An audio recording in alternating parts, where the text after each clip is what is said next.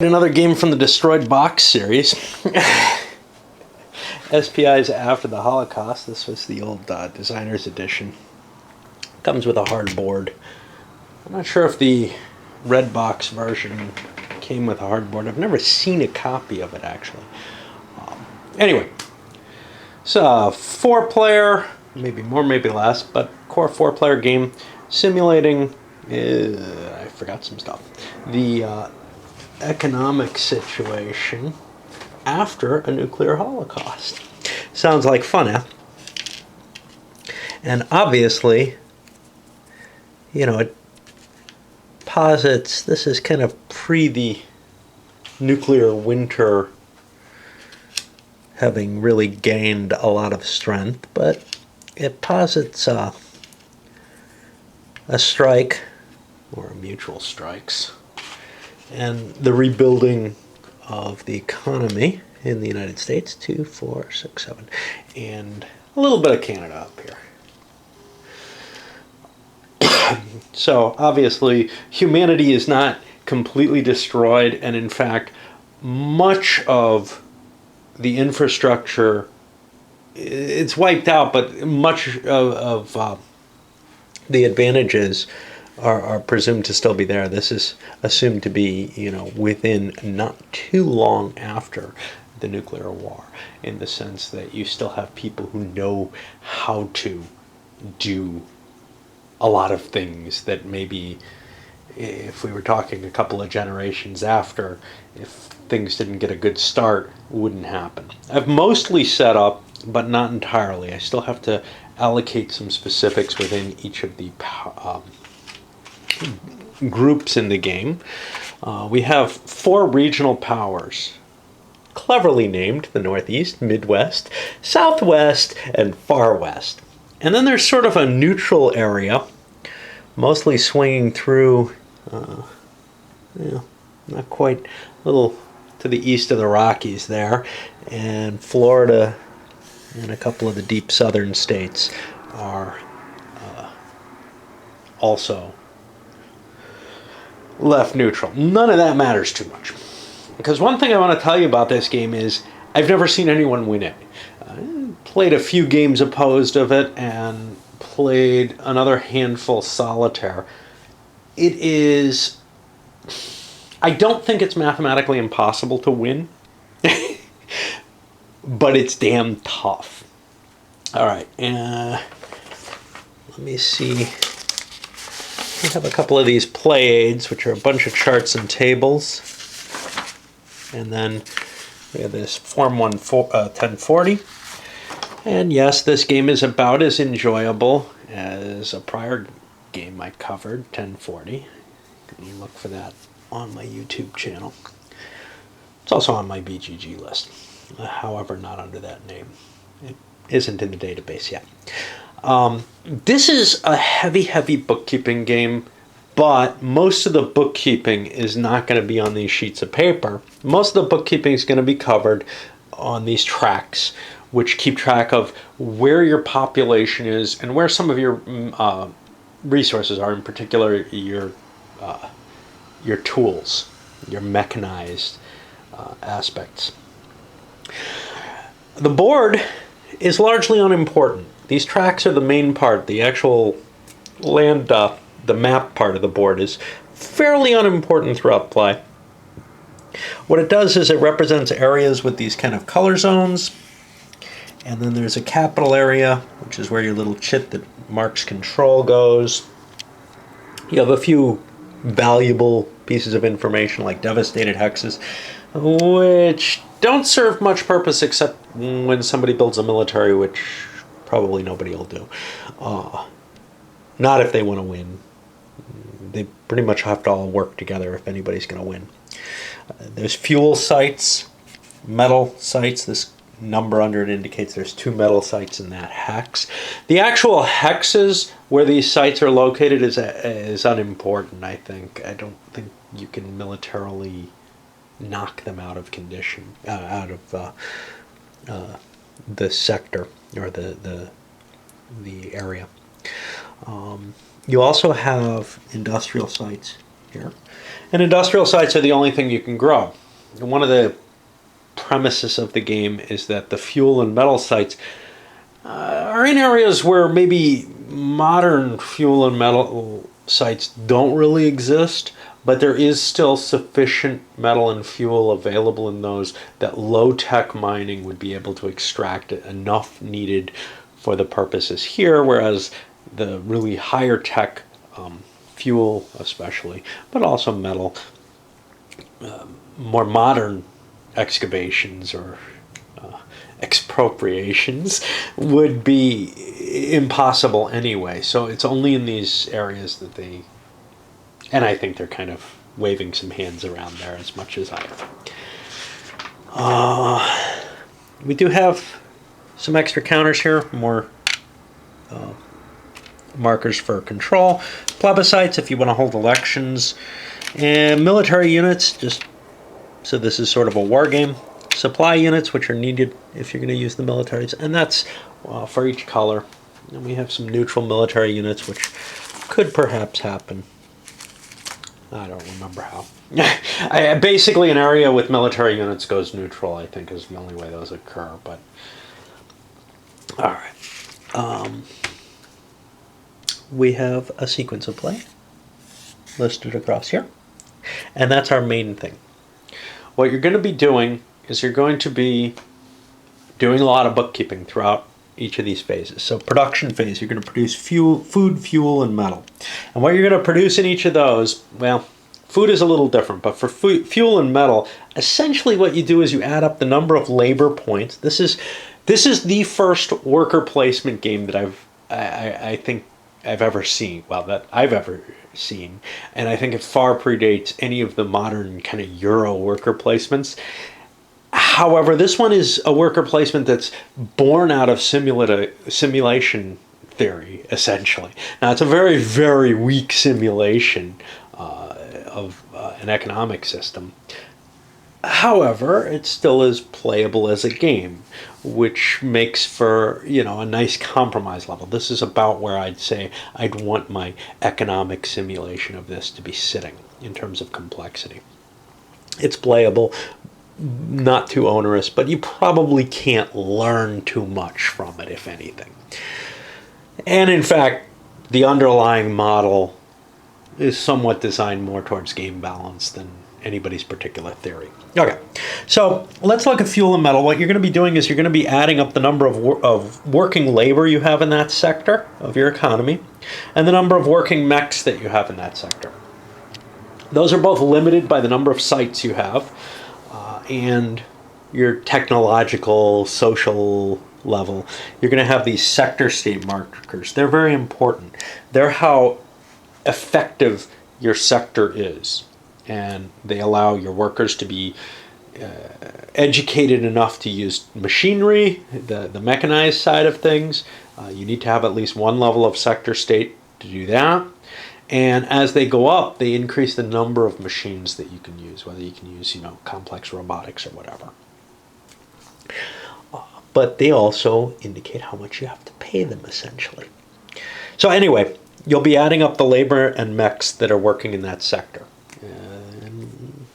There are also limits on how many, like I implied there are limits on how many mechs any particular laborer can be running at a time. And maybe if you tweaked this game a little bit, it would actually be winnable, but as it is, it's not. That works fine for food, for fuel and metal. For food, you're going to be doing the same thing, adding the labor and mechs. But because food is variable based on the crop yields, you're going to be rolling on this food table to indicate what percentage increase or decrease you get. Now, the more total areas you have under good control, with at least one farm laborer in them, which means you have to have at least that many farm laborers total, the further over and the less variable your crop production is. And then you'll be marking how much of each of these things you get with these little output markers. So, if I have, let's see, we have this set up originally. Let's say I have 35 laborers in food. I make my die roll on here. Let's say no change. and then the output would be 35. And now I've got to do things with that output. That output can be put towards certain resources, depending on what the output is. There's secondary production, which is listed here. It's what you're going to be doing in the next step. And if you don't use it all, you've got to figure out a way to stockpile it, or else it's going to depress your economy by being a surplus. Okay, so secondary production, you're allowed to, and you don't have to really follow the order, produce these things. Now, the way you produce them is you look on here and you say, oh, I want 2 mech points. Well, that's going to cost me a metal point, 2 industry points. What are those? And yeah, that's it. So I can just convert a metal point and use 2 industry points. I'll explain that in a moment. So industry, the industrial sector, is a little different from the metal, fuel, and farm sector.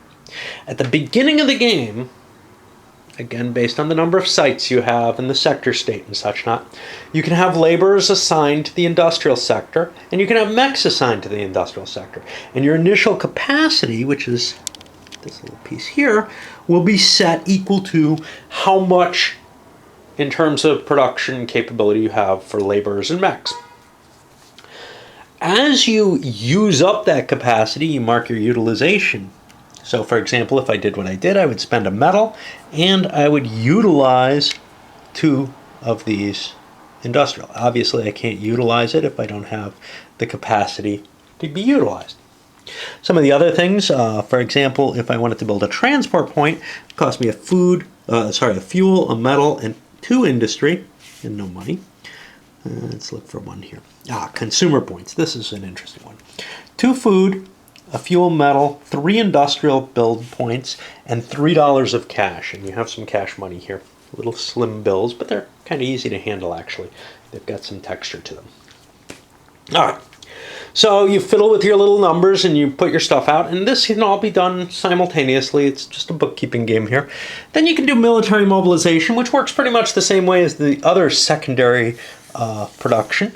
You can build these units. However, these units require a labor point to be allocated, except for the supply units. The supply units count against your transport and trade sectors labor. They count as points of transportation, actually. But again, you pay a certain amount of stuff, but you also have to take a labor, and the labor comes from, if it's a militia, which is the infantry-looking thing, it's got to come from your farm sector. You take a laborer off the farm and you make them into military. If you want to build an armored unit, you have to have an unemployed pool. You can't raise a quality army without unemployed wastrels around. However you want to look at that. However, it is fairly easy to get people into the unemployed pool if you really wanted to. You don't want to build a military, though.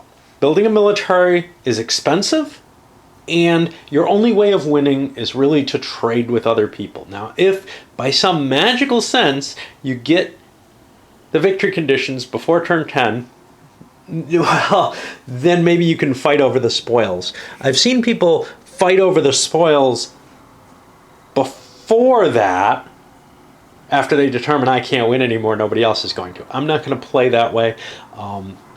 It's hard enough to win even if everybody's kind of working together. All right. Then we come to the consumption round, and you must feed all your labor. You have to spend food points from your food output in order to account for every single one of your people in your population. If you cannot, you have to pull people out of different sectors and into the starving pool here. And strangely enough, one of the very few times I've seen somebody come close to winning, it was by starving his people. That really pissed off one of my friends there, or amused him to no end. I'm not sure quite which. All right. Now, in between these, there's this trade route, and I didn't explain that. It's kind of difficult. So, there's movement point costs for every for every type of hex. And then there's water transport along the river or sea or lake. And then there's transport between the two coasts, which is just set at 90 points. So you're probably better going overland. If you can trace a route, I don't know if it has to be through controlled territory. If it does, the far west is just screwed. If you can't go through uncontrolled territory.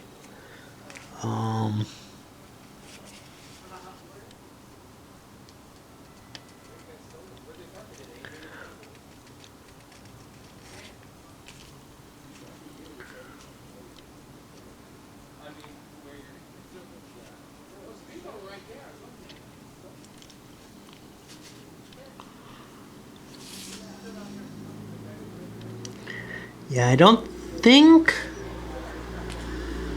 Yeah. So it looks to me like you're allowed to transfer through anything except devastated hexes and other people's territory without their permission. So you might have to pay a fine, a tax to someone if you're going to transport through them. So it's going to cost you 1 fuel, I believe, and cash can be transported without an issue. It costs 1 fuel for 20 movement points? No. Each domestic transport gets 20, each fuel is 200. Yeah, it costs 1 fuel for 200 movement points on the board. Plus, every domestic transport that you have, and you're going to have 1 per good area, is going to cost you 20 movement points. So you might have some additional fuel expenditure based on what you have. So if you have, for example, 6 areas, which many of them do, you're going to be spending 120 of your fuel. So you have another 120 of 1 point of fuel. So you have another 80 points of fuel to spend on transporting. If you're at 7, well, you only have 60 points to transport. 2 of the powers, the Southwest and the Midwest, have 7 areas. The other 2 have 6. Let me think what else here. Okay, so anyway, that is to transport, what, 1 item? I don't remember what it is.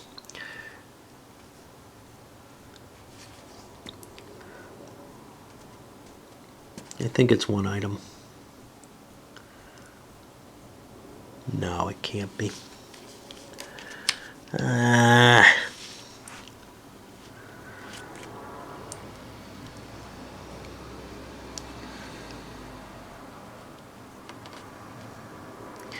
I don't remember. There it is. 5 food, metal, or fuel, 10 consumer points, or 1 plant. Now, what's not in there is mechs. I've treated them, I think, the same as food, fuel, and metal in terms of transportation, although they probably should be heavier, but I'm not sure. Okay.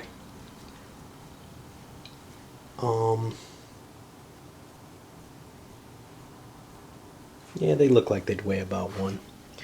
It's 1 metal for 2 mechs, so if anything, maybe they're lighter than other goods. So if you want to trace a single transport element, you can use that. And you have these reserve transport units, which are what you can use for trade. And then you have also markers, and these are just that I haven't assigned yet, mechs that I haven't assigned yet, and plants. Nobody has extra plants that aren't on the board, that you can ship to someone else as part of some deal or whatever. And you do want to make these deals because none of these economies has the natural resources it really needs. Now, the Far West is kind of the most screwed because it doesn't have a very balanced economy. It's 2 fuel sites and only 4 metal sites. Whereas if you look at some of the others, I have it in chart form somewhere here.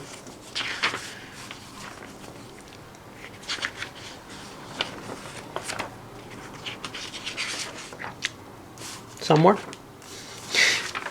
There we go. So here we have the metal sites. There's 6 in the Midwest, only 1 in the Southwest. Fuel sites, 7 in the Northeast, 7 in the Southwest, but only 2 in the Far West. The Far West is very weak and far from everyone else. So they're going to have a hard time getting trade. They usually will suffer in a game of this. And in fact, in the 3-player game, they suggest just drop the Far West. It won't make much difference. Nobody's able to get out there anyway. Okay. So after you arrange any trades, moving them on the map by that, then you hit this consumption. And like I said, you have to feed all the labor. Then you're allowed to expend consumer points. Now, there's different levels of consumption. This is what determines your sector state, which is going to determine how effectively your workers operate, essentially, especially operating mechanized equipment. For each sector that you have on the board, you have to announce what sector state you're going to feed it at. If you provide sector state 1 to a sector, that requires 1 consumer point. And everybody's got a certain number of consumer points they have stockpiled in case they don't want to build them at the beginning of the game. If you want to hit sector state 2, you have to provide each laborer in the sector 1 consumer point. Now, you have 30 or 35 laborers in the game, and I can assure you, you cannot provide 30 to 35 consumer points. In fact, that's really tough to do. That gets you up to sector state 2. Now, that is the victory conditions, is to have all your sectors at sector state 2 in both turns 9 and 10. If you don't lose any territories, that means you have to produce you have to have available for the last 2 turns of the game a minimum of 120 consumer points? Not necessarily stockpiled, you can build some of them. That's a lot. Now, on top of that, there are actually population growth, so it's going to go higher than that by a little bit. If you're silly and you try to expand your territory, your requirements go up even higher. Now you have more laborers, so you can produce more, but it's easier to actually turn the economy on in a smaller territory, except for the potential problem of a food shortage. You can't count on what your food's going to be, and that can cause issues. Okay. So, you have your options to spend consumer points, and now if you spend consumer points and there's an imbalance,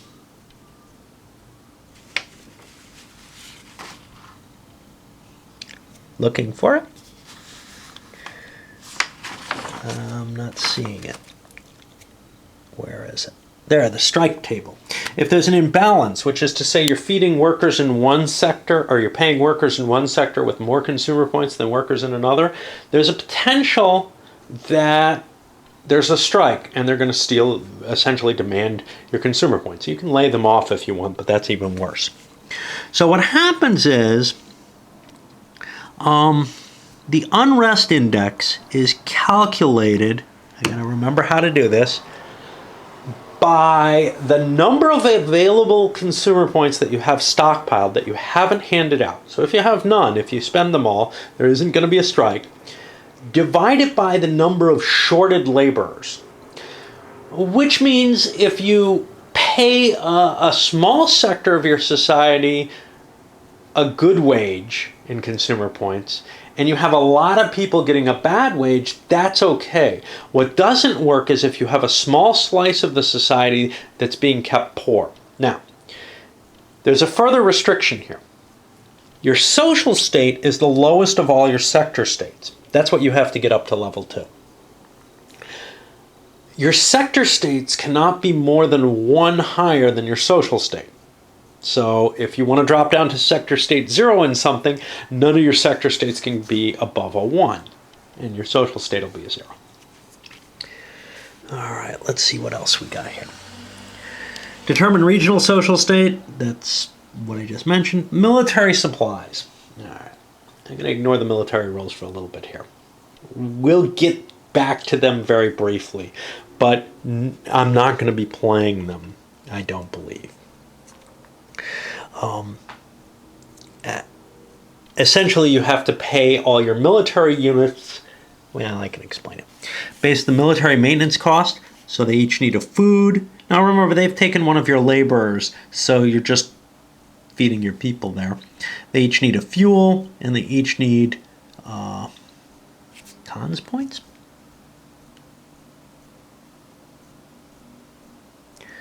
Yeah, I don't know what that is. Cons points. And they each need pay. Oh, I'm sorry, that's infantry. These are militia. Building infantry, you have to use unemployed laborers too. The militia are the gray pieces. You can see I don't use these much. What are cons points? I don't know. Consumer points. So you have to pay your military with some goods. Which is better wages than maybe the rest of your people have. That will not cause a strike, however. All right. Now, in the actual military phase, the first part is this political contest and secret cash allocation. This is how an easy way to expand your territory, but that's not something you want to do. Still, there are rules for it. What you do is you can place a plebiscite next to an area in which you have good control. So I could go here. Yeah, not with that. I could go here, because this is next to that, and say I'm going to control that. And then I have to pay a base amount equal to the value of the region, which is, let's see if I have the plebiscite table, if that tells me. Political control. The value of the region, I believe, is a base of 1 plus 1 for each site in the area. So this would cost 1 for the area plus 2 for the 2 industrial sites is a value of 3. And then if I match that exactly, I can roll on this column. And if I increase above it, I can roll on a higher column. That's just paying cash. If I get poor control, I get the additional laborers. However, it's not as well integrated into my society, and you don't want areas in poor control. They cause you problems. If I get a good control result, I have to move one of my reserve transport into my domestic transport, and I get all 5 laborers, and I can assign them to any sectors that are present there. So if I had taken this over, I could assign them into the industry sector or the farm sector. There's a limit on poor areas. You can only have 3 people in the farm sector. What that means is if one of your areas gets degraded to poor, you get some additional population who you can move to something else. But if you get a new area, you get 3 farmers and 2 unemployed workers who then, yes, you can kind of filter them into the rest of your society. If you lose areas, you lose the 5 population for the area. And there's limits to how much you can take from the unemployed and starving pools. All right, where are we? Okay. Then you're allowed to do these military moves, basically 2 steps of movement, possible combat. And then after all of that, the actual plebiscites are resolved. So you don't actually roll them until after combat takes place. And it's also possible if you have a plebiscite in an area and somebody moves a military unit in there to subvert the military unit instead. If somebody moves a military unit into your capital, they take control of it away from you. They don't gain control, they take it away from you, and that's it. And then if they have a plebiscite in place, they can gain control of it, if I recall correctly. I don't really care too much. All right, now we come to some of the more interesting stuff here. Political disassociation. So problems can occur. And let's see how these work out, because these actually matter.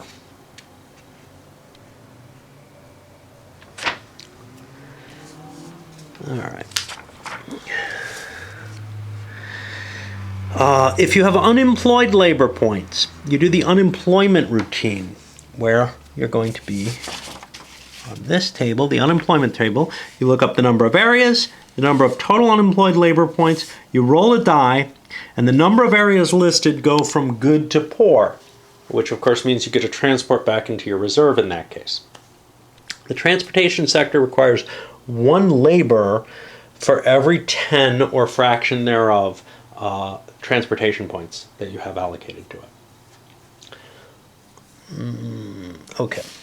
Then the next thing that you go to is the starvation table. If you have any starving people, you look up the areas, the number of starving people as a ratio to the number of poor areas. Now you're on the worst column, see the little pluses there, if you have more starving labor than you have poor controlled areas. So if you have no poor controlled areas at this step, you'll be rolling on this worst table, and that's how many areas you must disassociate with. And there's a sequence of rules as to what kind of laborers you can remove when you lose an area. All right. Where do we go after that? Stockpile labor reallocation. All right.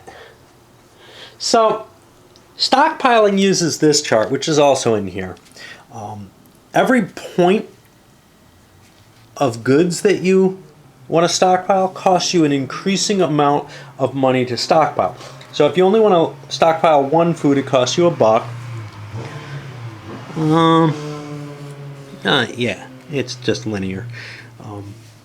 The more you stockpile, the more it costs you. So it has a baseline cost and then a $1 increase eventually, because it becomes cheaper. And that converts your output into stock. You want to do this. You never want any output sitting around after this phase. You want to use it either in your production, your consumption, or you want to stockpile it, because if you don't, you're going to have problems. Then you hit labor allocation, where you're able to transfer points between the economic sectors.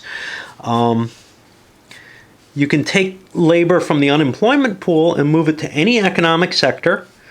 It costs you a consumer point, and for each one. And let's see, labor points that are in farm, metal, fuel, industry, or transport can be shifted by just spending a $1 bounty on them to move them to a different sector, which is much, much easier than moving people from the unemployment pool. Consumer points don't cost as much cash, but they cost other resources, and they are more valuable. Cash is actually fairly cheap in this game, which we'll probably see as we go. All right. The next thing is probably consumer. Okay. Industrial investment and then taxation and corruption. In a sense, these work together. As part of your tax schedule, you're going to be paying a certain investment in your industry. And you just spend an amount of cash, and that's going to increase your capacity on your industry. Now, you do this beforehand, but to tell you the truth, you're able to pre-calculate. Then you come to taxation. And taxation is just filling out your 1040, of course. You'll be doing this throughout the course of the game, probably, because it's only when you produce the food that you know how much you produced. So you'll write down the amount you produced of each of the elements, the number of industrial points you used in your utilization, however many consumer points you expended, whether or not there was a strike, they still get added there. Well, there's an extra line for that. That's your total tax base. Then you're going to get to announce a tax rate. There's your tax rate. You don't know ahead of time. You're right. So, but you can calculate what the worst case or likely worst case is. So if you announce a very low tax rate, you're going to get this percentage plus. That's a bonus in your industrial capacity. But if you start going to the high end, you get a negative percentage. Now, what's dangerous, you can usually look at this and say, yeah, I'm going to announce 10% and I can count on a 10% increase. And maybe you'll get it, maybe you won't. Or you can announce 50% and say, well, I'm going to count on a 20% decrease because that's a fair bracketing of my values. So, or you could just, count on the worst case scenario if you want it, no matter what. That's going to be an effect on what your industry can grow, or actually an effect on your current industrial capacity after any investment. So you kind of balance this in your head and make a best guess. Maybe you roll badly, but usually you can afford to throw enough investment in to be fine. If you're taxing at the very low rates, that tends to be a little iffy, because although you're more likely to get industrial investment, industrial capacity increases, you have a little bit more control if you're actually doling the money out to the industry. On the other hand, if you're over here on the command economy type side, you probably can figure out what your losses are going to be, but because of the way investment works, it gets more expensive as it goes up, and then it's $5 additional for each additional point of capacity you want to invest in after that. Well, it usually tends out to not be worth taxing at a high rate. That's just, the nature of the game, and a slight, bias away from communism, right? Okay. Industrial labor equalization. So this is a special little phase here. Right after you figure out what your new industrial capacity is, you're allowed to push labor into that new capacity, or you can reduce your labor because your capacity dropped. You can only transfer between unemployed and industry and vice versa. This makes this difficult. So what you may want to be doing is allocate your labor based on what you think the capacity is going to be. And again, if you're rolling dice on here and taking any chances on what your capacity is going to be, you've got a problem. You don't have to meet the possible capacity increase, though. If you don't have enough total labor and mechs to meet that capacity increase, you can choose to keep your capacity lower, and that doesn't affect your unemployment. So, by guessing and doing a little bit of alchemy, you can usually pretty much get this correct. All right, depreciation and shrinkage. This is a fun little part. So you have this depreciation table, every working mech.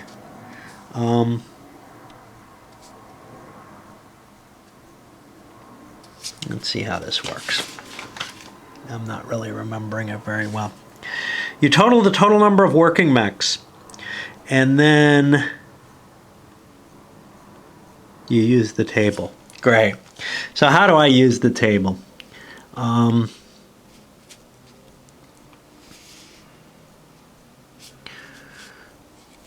So I have a certain number of working mechs. I have a limit number. I'll roll a die. If I roll less than or equal to the limit number, I roll again. If I roll less than or equal to the first die roll, then the capacity goes down by that second die roll's number. So there's always a chance you won't depreciate, even if you have, a lot of working mechs. If you roll a 6, well, then your next die roll is how many you're going to lose. But what if you roll a 1 on that first die roll? Then any number other than a 1 won't cause it. So there's some chance you won't lose. Now, I think multiples, if the total is greater than the number shown, simply treat the overage as a separate group and roll it separately on the new line. So if I had 33, I would do 1 on the 30 line and 1 set of die rolls on the 3 line. Any excess mechs, any mechs that I have that are not in the process of working, if they're either semi-decommissioned or whatever, they're going to depreciate at a quicker rate. Any transport points I have depreciate? Wow, that number goes way high. I don't know why. Then you have to do a similar process with the shrinkage table on food, consumer points, and metal and fuel, with food and consumer shrinking a little bit more rapidly than metal and fuel. So the numbers that you produce, you then go through this random process that decreases them at the end of the turn, basically. And then you mark the passage of a year. Now, on turns 4 and 8, in every 4 turns, there's a population growth.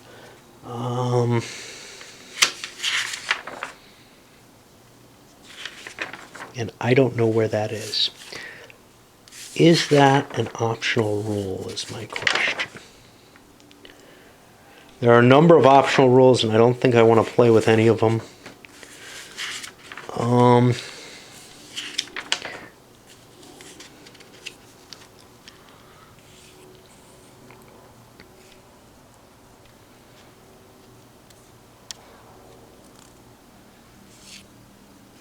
There it is. Before the beginning of every turn, starting with 4, you gain 10% of your total population rounded off to the nearest point. And this goes into your sector, and you don't have to pay to add this extra labor. Overall, that's a good thing. You could put him in food. He's probably going to produce a food and feed himself. I know I didn't go much into the military. It's really not that exciting. And not going to get used. So I don't know how much it's worth talking about here. You've got your movement point chart. You have a differential combat chart. The interesting thing is to have a unit in supply. This is the, you have to trace it through your own areas. I think they have to be in good control. If you're not tracing supply through hexes that are in your own areas, you can place one of these, and it allows you to trace, I think, through all the hexes that it's in or adjacent to that are within 1 hex of it. So you can sort of extend your line a little bit. You're not going to be able to go blitzkrieg across the country, though, with supply markers. First of all, there's a limited number. And secondly, there's an expense to these things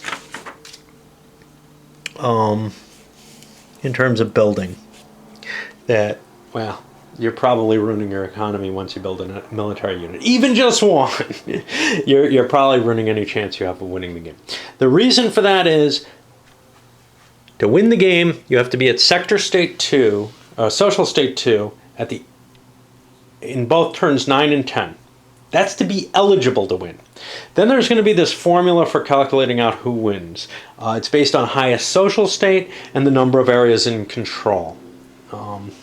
But if anybody makes it to Social State 2, if everybody makes it to Social State 2, I would see this as a win for those players. In order to place in this game, there's actually a victory point condition requirement. You not only have to be eligible, but you also have to be within 2/3 of the last person who placed. So if somebody places in first place, if you have less than 2/3 of their victory conditions, nobody else is going to have a place. They're considered to be losers. But I'm really not worried about that because I have never seen this game end in a victory of any kind. There are some optional rules, as I alluded. Some of them are good, some of them are not. One is this initial preliminary game, which allows you to not start with the initial setup. And you could actually kind of skew your situation so that you don't have a lot of areas, which might be helpful there. I've not played with that, or I played with it once and didn't really like it. It's the Federal Reserve Bank, which allows another player to kind of loan money to people. Money is seldom a real issue in this game, so I'm not too impressed with that as an option, but basically they can print money and loan it out to people. There's tech improvement, which is valuable and actually does help make the game more winnable. You're going to be rolling, you can spend money on R&D, and you get to roll a die roll, and you might get an increased productivity in that sector. I don't really want to deal with that. And somewhere or another there's using fuel. Fuel as fertilizer. This could be helpful to the Southwest, who has too much fuel in the game. They also handed them the Southwest military advantage, which gives, I believe, movement choice. What order the play is given to the Southwest player. Trade centers. I don't know what that is. It requires additional transport points. You're allowed to create other control centers to be able to trace trade from a different location. It seems a iffy option to me that nobody would even use if it was in play. To basically create a new capital location, say out here, so you could trade with the far west. Those 3 transport points and the fuel that they cost makes that really unlikely to be valuable unless you're conducting humongous trades. Open-ended game, play it longer. You know, a couple extra turns, and it looks like it probably is winnable. 10 turns, I don't think it is. But one of the problems I saw was even when you kind of reach that hump, sometimes it doesn't look like, it didn't look like necessarily you'd be able to maintain it. So if you're trying to reach it for turn 10, and let's say you get it in 9 and 10, your economy is probably ready to collapse on turn 11. So I might decide to try to play it out a little longer and see how many turns before a victory starts to look promising or possible. I'm not sure. But the intention of this game is, hey, just play it out until somebody, you know, basically controls the whole mess. And that would kind of put it into the military side of the game more. And then there's the detailed explosion of economies, which is basically, hey, go wild, man. You know, keep track of where every single population point is, what hexes they're in. You can capture hexes with fuel. You don't really have areas anymore. But make up the rules yourself because we only gave you a paragraph. Then they give you a list of things not to do, some of which may not really make much difference. The only one that I can say I'm not so sure about is the starve your people option. That can be a way to get you to win the game, I think. I don't remember terribly well. Nice little designer's notes, more than historical notes that exist in many games. And much of it is kind of the, hey, don't yell at me. I really think that both the side that thinks humanity would be wiped out and the side that thinks only a few million people would be killed are both high as hell. Well, what year was this? I'm going to say it's real close to nuclear winter. 77. I don't remember when nuclear winter started being really seriously considered, but I know by like 80, it was pretty well accepted. You got big problems. Problems that this game does not represent. You'd be talking about decades of changed climate. Anyway, maybe more than that. So, we'll give this a try to go into a little bit of detail, but there's not a lot of excitement going on in this game. Mainly, it's going to be filling these out and moving the little sliders around, and that's it. However, it does seem to actually make a serious attempt to try to make a game out of an economic simulation. It may not, taking this macroeconomic view, may not be the most interesting economic simulation that you can really take care of. I'm more interested in, say, what executive decision or Star Trader manages with more of a microeconomic view. This one, it's got models in place for the taxation and the investment model and all this, all of which are kind of a crapshoot and are based on, you know, mingling together some economic theories and just saying, yeah, this is my best guess. Well, interesting thing on this one, this is a Simonson game.